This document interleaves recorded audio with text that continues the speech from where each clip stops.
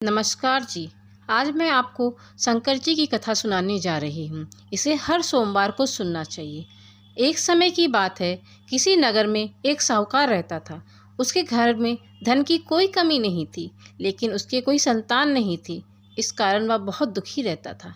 पुत्र प्राप्ति के लिए वह प्रत्येक सोमवार व्रत रखता था और पूरी श्रद्धा के साथ शिव मंदिर जाकर भगवान शिव और पार्वती जी की पूजा करता था।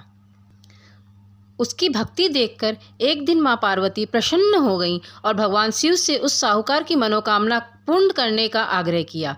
पार्वती जी की इच्छा सुनकर भगवान शिव ने कहा कि हे पार्वती, इस संसार में हर प्राणी को उसके कर्मों का फल मिलता है और जिसके भाग्य में जो हो उसे वो भोगना ही पड़ता है। लेकिन माता पार्वती जी ने साहूकार की भक्ति का मान रखने के लिए उसकी मनोकामना पूर्ण करने की इच्छा जताई। माता पार्वती के आग्रह पर शिव जी ने साहूकार को पुत्र प्राप्ति का वरदान दे दिया, लेकिन साथ ही यह भी कहा कि उसके बालक की आयु केवल 12 वर्ष की होगी। माता पार्वती और भगवान शिव जी की बातचीत को साहूकार सुन रहा था और उसे ना तो इस बात की खुशी थी और ना ही दुख। वह पहले की भांति शिव जी की पूजा करता रहा। कुछ समय के बाद साहूकार के घर एक पुत्र का जन्म हुआ। जब वह बालक 11 वर्ष का हुआ तो उसे पढ़ने के लिए काशी भेजा गया।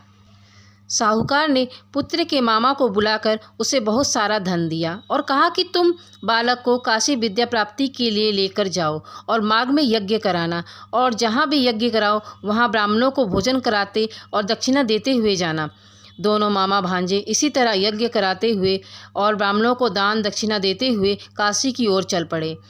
रात में एक नगर पड़ा जहां नगर के राजा की कन्या का विवाह था, लेकिन जिस राजकुमार के साथ उसका विवाह होने वाला था वह एक आंख से काना था। राजकुमार के पिता ने अपने पुत्र के काना होने की बात को छुपाने के लिए एक चाल सोची। साहूकार के पुत्र को देखकर उसके मन में एक विचार आया। उसने सोचा, क्यों न इस लड़के को दूल्हा बनाकर राजकुमारी से विवाह करा दूं और विवाह के बाद इसको धन देकर विदा कर दूंगा और राजकुमारी को अपने नगर ले जाऊंगा।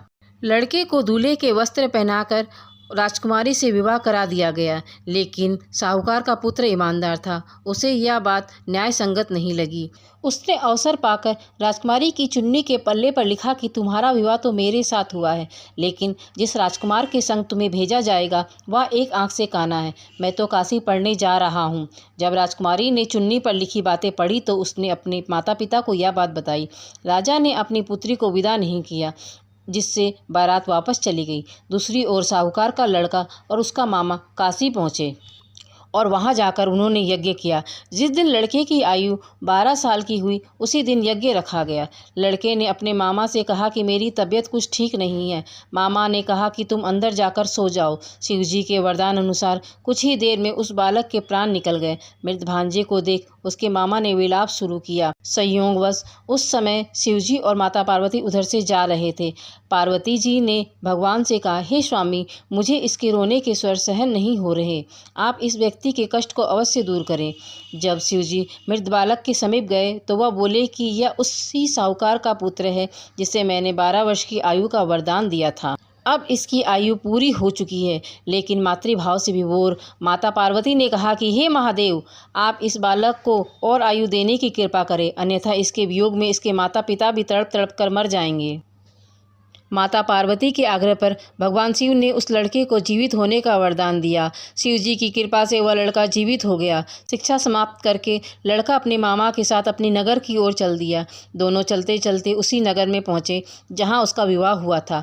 उस नगर में भी उन्होंने यज्ञ का आयोजन किया। उस लड़के के ससुर ने उसे पहचान लिया और महल में ले जाकर उसकी खूब खातिरदारी की और अपनी पुत्री को विदा किया। इधर साहूकार और उसकी पत्नी भूखे प्यासे रहकर बेटे की प्रतीक्षा कर रहे थे।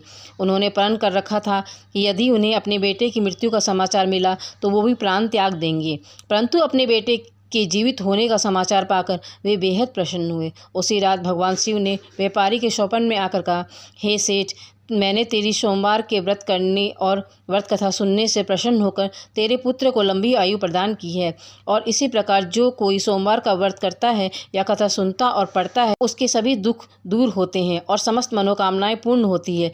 बोलो शिव शंकर भोलेनाथ की जय। हर हर महादेव।